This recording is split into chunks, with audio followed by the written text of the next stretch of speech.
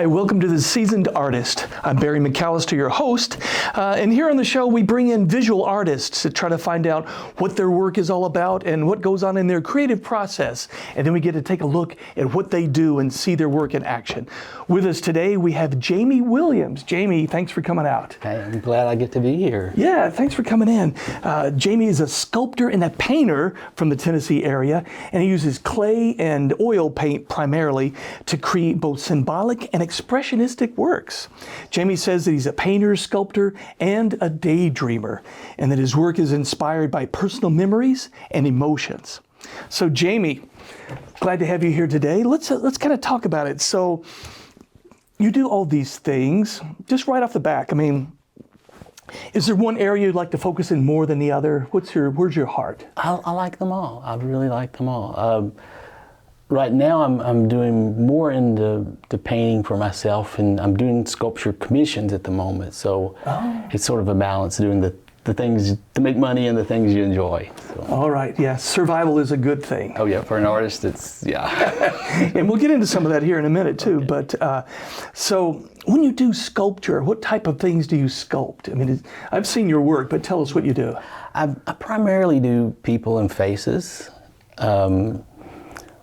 For myself, I've got a series of heads that I'm doing, expressive heads and expressive hair, and faces that just are about certain moods and characters. And I also do commissioned works, which are mostly portraits. Oh, portraits with painting or the sculpting too? With sculpting. So you call that a portrait as well when you create it in clay? Yes, absolutely. All right, I've never thought about that, but I guess it would be a portrait. And I've seen some of your work with the hair, and we'll have some photos of your work too that we'll share. Great. But tell me about working with that, because it does look like you've got a lot of motion and emotion in the way you do the face and you do the hair. Tell us what you think about and how you make that happen in clay. It's kind of a tactile thing. It's you're kind of feeling it emotionally as you're feeling the clay, and it's gestural, and you just have to kind of enjoy feeling it. It's like when a kid plays with Play-Doh. You just get in there and start playing. I know that part of your statement says that you work to convey moods and dreams, wonder and renewal by creating personal myths and narratives. So let's unpack that just a little bit. You were starting to talk about feeling the emotions, but wonder and renewal and myths. What do you think about? Where do you get your inspiration then? It's kind of strange. They come to me and I can't explain it. Sometimes I have to work on them. I can't really force them to come out. And sometimes they just come to me all at once. I have to sketch them before they get away. And the thing I've learned over the years is I have to trust that intuition. Like, for instance, a piece I was working on last year, my father had passed away, and I had spent the last couple of years taking care of my dad. And after he passed, I was inspired to make a painting. And this painting the image popped in my mind. It was a little girl in a field, and she was releasing a bird. I had no idea why I wanted to make that painting, but I knew it was really valid. I knew the field was really valid. I knew the tree line, everything in it in my mind was very important. And I spent a lot of time researching images till I got the images just how I wanted, and I made the little girl and the bird, and when I made the bird, I realized it's got to have a key. It's holding a key as it flies away. I didn't know why, but I knew it was all really important. And after my dad died, I had made this painting, and maybe a couple of months later, I realized that field was the field that my dad played in and worked in, and the tree line, there was a river there. That's the river where he played in and swam as a little boy.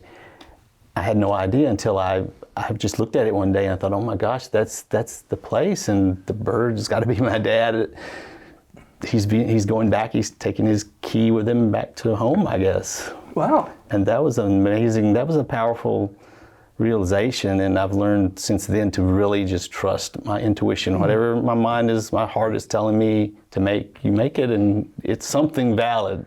Right. And did I read where you'd written that you do use your memories and thoughts and old photos and things as inspiration? I do that too. I found a great old photo of my great grandmother, and my grandmother she didn't get to spend any time with her. She had passed when she was a little girl. But my grandmother always talked about my great-grandmother, and I found this picture, so it really inspired me. She's like in a buggy with a friend, and so I was really inspired to paint that, and I put some images in there to remind me of my grandmother's love for her and the whole experience. So yeah. Oh, wonderful, yeah. And it's always interesting to hear what each artist uses for inspiration, where they get their stuff, whether it's, a memory, a photo, someone they know, or, something bad that they ate the night before. I mean, you never know where it's going to come from. It's so true. Because in everything that we encounter and do in life can be, makes us who we are. So that's so true. It's neat to see it come out in an artist's work. But I also had heard that you did commissioned work for the Country Music Hall of Fame. Yes. Some reliefs. What was that? Tell us about that. Well, what I do is every year I'm commissioned to do portrait reliefs that go on the Hall of Fame plaques, and they're large plaques, and they're placed in the rotunda at the Country Music Hall of Fame. I've seen them. Yeah. So that's a fun project. They give me several photos, and I sort of mix them together and do whatever I want and come up with a nice combination. It's good work. I've seen it. But tell me real quick, how does one get that commission? I mean, did you have to compete for that, or did they just see your work, or how'd that happen? With me, it was I had worked as a sculptor's assistant, and the man Alan LaQuire, he's a well-known sculptor here in Nashville, and I'd worked as his assistant, and I had moved on to other things, and he was working on a large project, and he really couldn't do those plaques anymore, and so he contacted the Hall of Fame, and they contacted me because we kind of knew we were all kind of together, right. and they asked me to take over. Could I take over and do that? And I'm so grateful to him and grateful to them, and it's been a wonderful experience making those portraits. Yeah. And then your work is always there as long as they keep loving country music and having the museum. Your work will always be there. Yes. That's great. Yeah, that's a wonderful thing. Yeah. Well, for just a quick minute, we'll take a break, and we'll be right back after these commercials with the seasoned artist and more with Jammie Williams. Do you listen to the TV on high volume or have trouble hearing conversations? Then you would benefit from hearing aids. Don't waste thousands on expensive hearing aids when you can get Nano's revolutionary technology for just $297. Don't be fooled by higher-priced hearing aids. The CIC Recharge is a true hearing aid, not an amplifier. With rechargeable technology many customers say is superior to more expensive models. Call now and get not one, but two Nano hearing aids for just $297. Plus, we'll add a portable charging case and ship your order absolutely free. The CIC Recharge has a tiny in-the-ear canal design that is nearly invisible. Why keep missing out on important conversations or waste thousands of dollars? Call and get two CIC Recharge hearing aids for only $297 and free shipping. 800-509-2745. Again, that's 800-509-2745. Do you owe $10,000 or more to the IRS? Call the tax man. Ooh, call the tax man. Call the tax man. If you owe $10,000 or more to the IRS, call me right now. The IRS is the most relentless collection agency in America. They have the power to legally take everything you own. Home, paycheck, autos, any asset you have. So what do? Call me now. My team of experts can help you keep your money. We have programs that can significantly reduce or eliminate what you owe, even payment plans that now stretch out for months. We can also stop collection calls, wage garnishments, and remove tax liens. So if you owe the IRS a lot of money and you want to keep it, don't wait. Call the tax man right now. Call the tax man. Ooh, call the tax man. Call the tax man. Welcome back to The Seasoned Artist. Our guest today is Jammie Williams, an artist and a sculptor and many other things, it turns out. And so, but we were just talking about some of the things that you've created, but It seems you have a fun, whimsical side to some of the stuff that you do, especially like some of the paintings. You know, you were talking about releasing the bird. I've seen several like birds, hummingbirds, and things. What do you think about when you do that? Are there some themes that you like to stay with? Well, I think lately I've done a lot of birds, herons with bells around their necks, and one of the last ones I did a series of them dancing, which actually I found out when they do mating rituals, they kind of dance. And I thought that's really interesting. I want to do a whole group of them dancing with the bells, and they're just like celebrating. And maybe the bells are like calling you. Maybe they're calling you to come dance with them. Who knows? I think they probably are. As we know, herons tend to call you like that. They don't call me anymore, though. I don't know why. Oh, but any other series or kind of themes that you've done before that, or? Oftentimes I'll do animals, just animals that are, I wouldn't say so much like totem animals or things like that. I don't think of it that seriously, but just certain animals. I'll do foxes sometimes. I like foxes, and I'll put foxes in a lot of my paintings, and just different birds. Sometimes swallows. Swallows like to travel, so I think maybe that's why I like to put them in. They're just like your life's journey. You're kind of traveling through life. Sure. So, yeah. Nice, yes. We talked a little bit then about how you get some ideas and thoughts, but is there anything else to your creative process? I mean, how do you make it happen from here to here? What do you do? I just have to relax and just kind of let it flow. I can't force it. If I force it, it just locks up. I'm that way in lots of things. If I'm forced to do something, I want to be, I want to be helpful, but I lock up a little bit.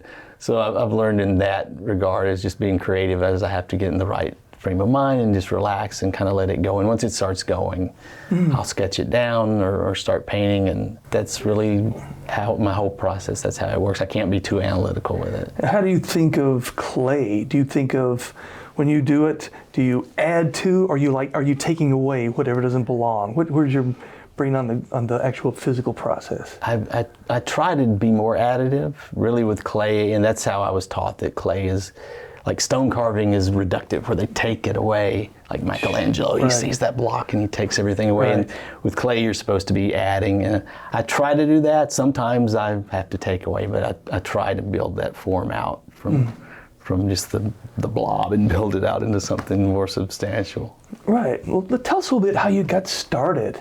Did you go through art school, and did you train with somebody, later? But what's kind of your journey? How did you learn? Okay, well, I started out as the little boy that would get in trouble in school for doodling in his notebooks when he's supposed to be paying attention. And I knew I loved it, and as I got older, I decided I want to give this a shot as a career. So I went to art school. I went to Watkins College of Art here in Nashville. I trained in painting and sculpting while I was there, and it was wonderful. Made a lot of wonderful friends and had a wonderful time there. It's a great school. And didn't you say that you were an apprentice, a sculptor's apprentice? Tell us about that. I was a sculptor's apprentice for Alan Quire, and that was a long apprenticeship. I learned a lot from him, and I learned how to make molds on the sculptures, not just making the sculptures, but how to make molds and the casts, because he does a whole incredible process from the clay to the mold to you do a wax, and then they make a bronze, and it's a long process and a lot to know, and he has a lot of knowledge, and I was lucky enough to get some of that knowledge from him. Nice. So you're a working artist now. Talk for a minute about, because all the artists are trying to survive, and a lot of times you have to do it as a side gig or a hobby or whatever, but how do you survive as an artist? What all do you do? Well, the other artists who are listening are probably laughing when I say this. You have to juggle a lot of balls. You really do. And currently what I'm doing right now is the main part of what I'm doing is I'm teaching. I teach usually community education classes because I don't want to have to give out grades. It's not about grades when you're making something. I would much rather encourage you than crack a whip at you. Sorry, F, you don't need to be in art. Just go work on something else. Yeah, that was my epiphany when I started teaching. I thought, don't teach them, encourage them. Yes, yeah. Wonderful, yes. Yeah, because I hear a lot of people who had that one teacher or that one individual that just really sparked them or encouraged them, and and helped them to keep going. What are you working on now? Is there something you've got in the works now? Right now, I'm finishing up some works for the Country Music Association. I've got 3 portraits that I've just finished 2. I've got the 3rd one that I'm finishing up right now, and hopefully in the fall they'll be showing them, hopefully at the induction ceremony, which is a wonderful thing. I feel so proud that I get to make these gifts of appreciation to those people. Do you go to the induction? I don't go there. I don't go there. Yeah. Maybe we should start a petition. I think you can be there so that you can look, and if they like it, you could go, I did that. I could do that for you. Yeah. See, survival of the artist. That could be part of it. Maybe not, we'll see. But we want to see some of what you do. We're going to see a little bit of drawing in just a moment. So we're going to get Jammie and get all his materials together over in our other studio. And we'll take a break real quick and let you come back so we can see more with Jammie and put him to work and help keep him going with his career. So we'll be right back with a seasoned artist after this. Have you written a book? You can become a published author with Dorrance Publishing, the nation's oldest publishing services company. Countless authors have trusted Dorrance for nearly 100 years to bring their book to the market. Our professional team will edit your text, design your book pages, and create an appealing, eye-catching custom cover. Plus, our authors benefit from a custom book promotion marketing campaign that makes your book available where people buy books, like Amazon and brick-and-mortar bookstores. So make this free call right now to claim your free author's guide to publishing. Don't wait another day. Take one step closer to realizing your dream of becoming a published author and seeing your name in print. You've already written a book, so the next thing to do is make this free call right now to Dorrance Publishing and get your free guide to publishing. Call right now. Call 800-919-5456. That's 800-919-5456. 800-919-5456. Everybody wants cheap airfare, but where do you find it? You call low-cost airlines. Their prices are direct from the airlines, and they're so low you can't find these fares published anywhere. They specialize in cheap flights, discount hotel rooms, cheap car rental rates, and great package deals anywhere around the world. Wherever you want to go, they can help you get there cheaply and with a best price guarantee. If you want the lowest prices on your airline tickets or other travel services, call now. That's right, call. That's the only way to get these rates. Experts are standing by 24/7 to get you the cheapest airfare and hotel rates available. So don't wait. Call right now for the lowest travel prices anywhere and for great last-minute travel deals too. Call right now, 800-337-5121. 800-337-5121. 800-337-5121. That's 800-337-5121. We're back now on The Seasoned Artist with Jammie Williams over here in our Studio B. So we're going to let Jammie do some of his art here with us. So what are we going to do today, Jammie? Well, today I decided just to do a simple sketch and just show people how to start a sketch. That's great. So we're going to see a little bit, and Jammie will talk to us a little bit about what he's doing as he goes. So we've got a still life set up over here, so I'm going to go consume part of it and just let you do your thing. So Jammie Williams. Thank you. Well, when I sketch something, the first thing I think about is just how I'm going to place everything. And to keep you from being overwhelmed, I think of the whole still life as one shape, just one big basic shape.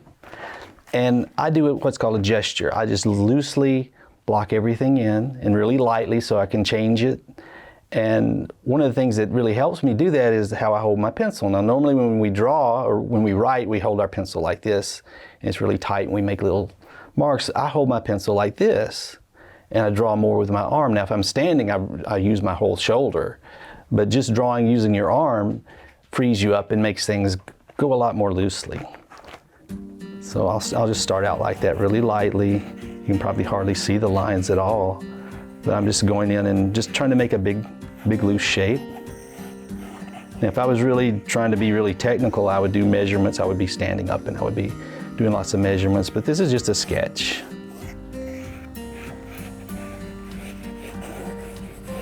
kind of start darkening the lines. And another thing you can do is you can start kind of connecting large shapes, and the technical word is called the envelope method, where you're just making an envelope around the high points of your drawing, your subject.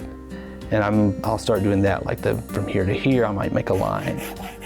From here to here I might make a line.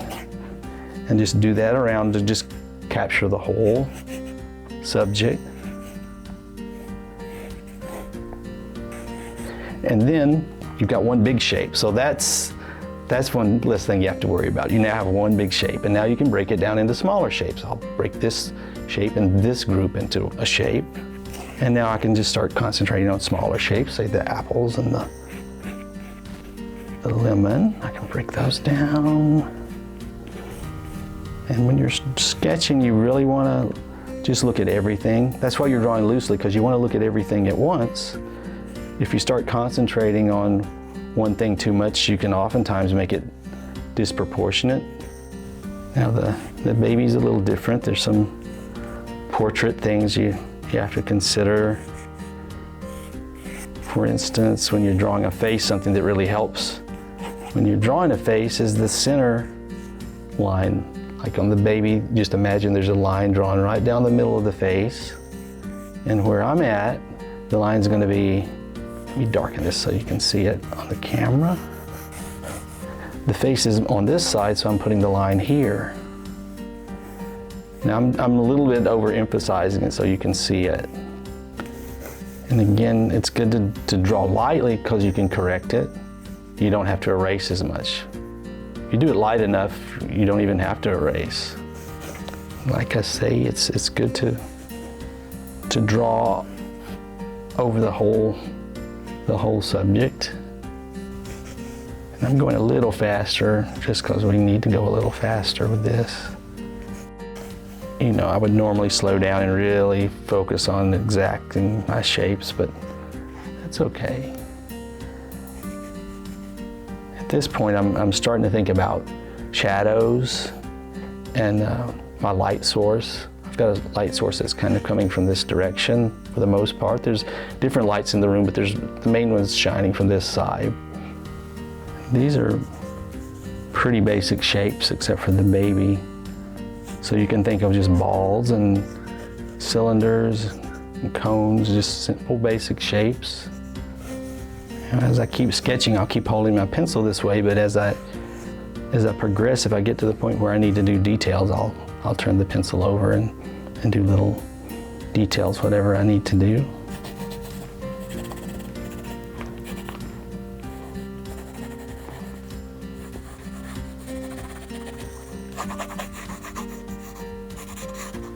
And again, wherever I make a mark, I look for another place to do a similar mark. And by that I mean I'm really thinking about where the light is.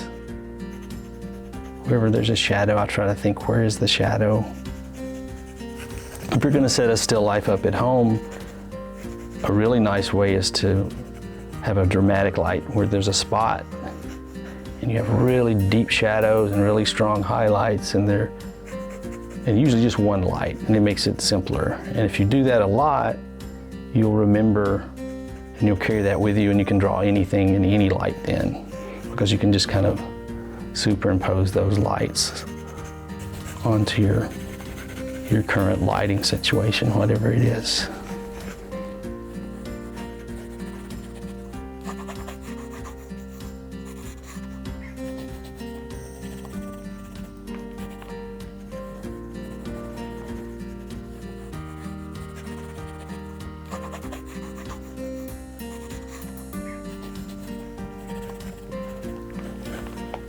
Like I say, this is just a sketch. I'm just using one little pencil today, but you could use a variety. You can use lighter and darker pencils. You can do whatever colors you want.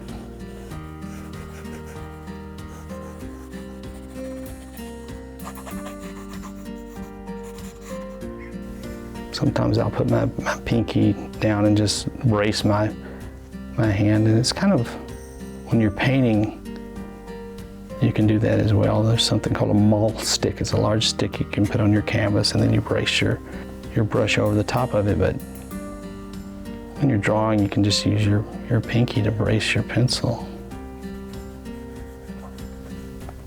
If you're just needing to be a little bit more precise.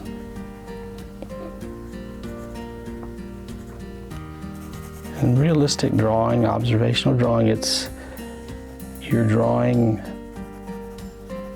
shapes. You're drawing where shapes fit into each other, where two shapes meet. So lines actually are just imaginary. There's actually a line is something that we invent. Like for instance, you can still see a line here and a little bit of a line here, but it's not there in reality. It's a separation of values, and I can make this play the values up a little bit more till the line kind of disappears.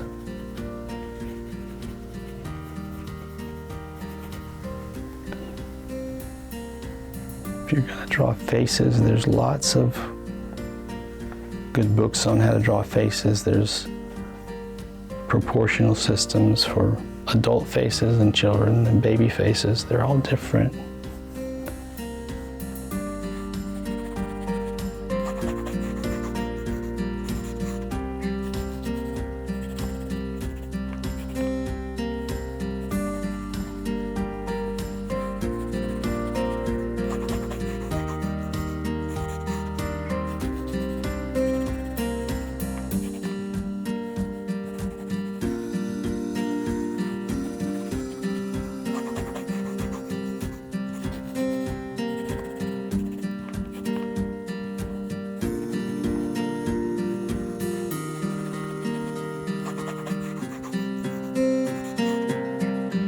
Okay, Jammie, I see you're finishing things up there. I thought I'd just come on in, and you took a little bit more time with yours than I did on mine, but I did my version, and you know, maybe I'll keep working on it, or if you want to buy it, no.